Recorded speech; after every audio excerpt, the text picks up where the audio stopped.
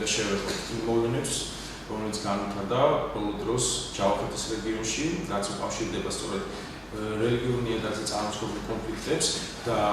რასთან დაკავშირებითაც ხაზგასმით გვინდა ვახსენოთ, რომ სწორედ ხელისუფალმა წაახალისა აღნიშნული კონფლიქტი და თავადვე აღმოჩნდა უუნარო ამ პრობლემის გადაჭრის წინაშე და როგორც ხედავთ იმის მაგივრად რომ ხელისუფლება მთავრობა უზრუნველყოფდეს საზოგადოებაში მშვიდობის დამყარებას, უზრუნველყოფდეს სწორედ თავისი ფუნქციების განხორციელებას იმ ფარგლებში, რომ მან ელემენტარულად მოახერხოს ვიწრო და ფართო ინტერესთა ჯგუფების ამ ინტერესების და მოთხოვნების სინთეზირება და შემდგომ რეაგირება, მოაგვაროს ეს პრობლემები და გამოწვევები, რასაც ადგილი აქვს დღევანდელ დღეს საზოგადოებაში, მან პირიქით წაახალისა აღნიშნული კონფლიქტი და პირველ რიგში, ანუ რაც ძალიან საშიში ტენდენციასთან გვაქვს საქმე დღევანდელ დღეს, რელიგიური ინსტიტუტი ცდილობს სახელმწიფო კომპეტენცია იკისროს ამ შემთხვევაში და რაც ძალიან საშიშია ჩვენი დემოკრატიული განვითარებისთვის სწორედ. ეხლა ხელისუფლება დღეს იმის ნაცვლად, რომ აგვარებდეს ამა თუ იმ გამოწვევებს და ამა თუ იმ კონფლიქტებს და მით უმეტეს რელიგიურ ნიადაგზე, რომელსაც აქამდე ელემენტარულად ადგილი არ ჰქონია, ის უუნარო აღმოჩნდა და თავისი კომპეტენციები გადააბარა სწორედ რელიგიურ ჯგუფებს და დღეს ცხადია აღნიშნული მიყვანს ისევ და ისევ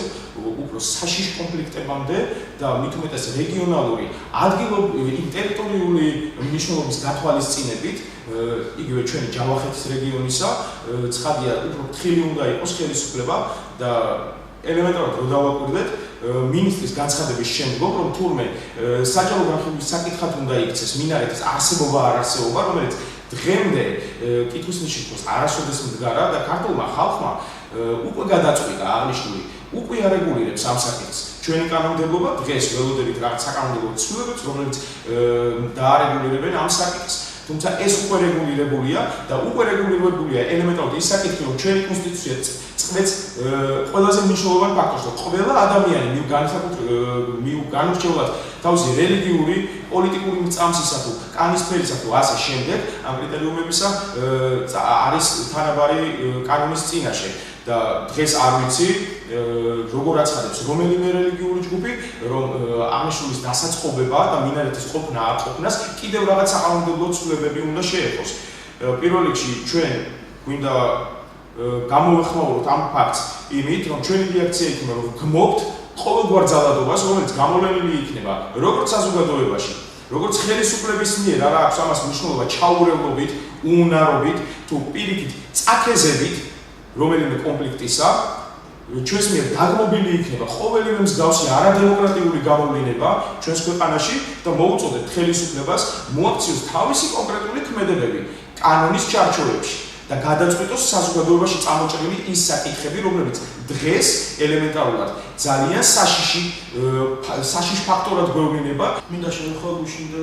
ეთობრივ განცხადებას, სადაც მეტად საშიში და საფრთხო ტენდენცია გამოიკვეთა, იქ საუბარი იყო მინარეთის ნეიტრალურ ტერიტორიაზე განთავსებასთან დაკავშირებით. აგვიხსნა რას ნიშნავს ნეიტრალური ტერიტორია,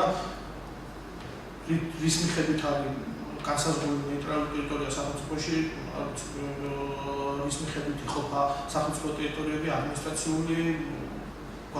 რელიგიური თუ ეთნიკური კუთხით, რის მიხედვით არის ყველაფერი დაყოფილი და სად არის ეს ტერიტორია გამოყოფილი ნეიტრალური, გადაჯგუფებულია რელიგიური უმცირესობები, ეთნიკური ჯგუფები და სადღაც გადარჩენილია ესეთი რაღაც ნეიტრალური ზონა, სადაც ამას განათავსებენ თუ რის მიხედვით აკეთებენ ამ განცხადებებს.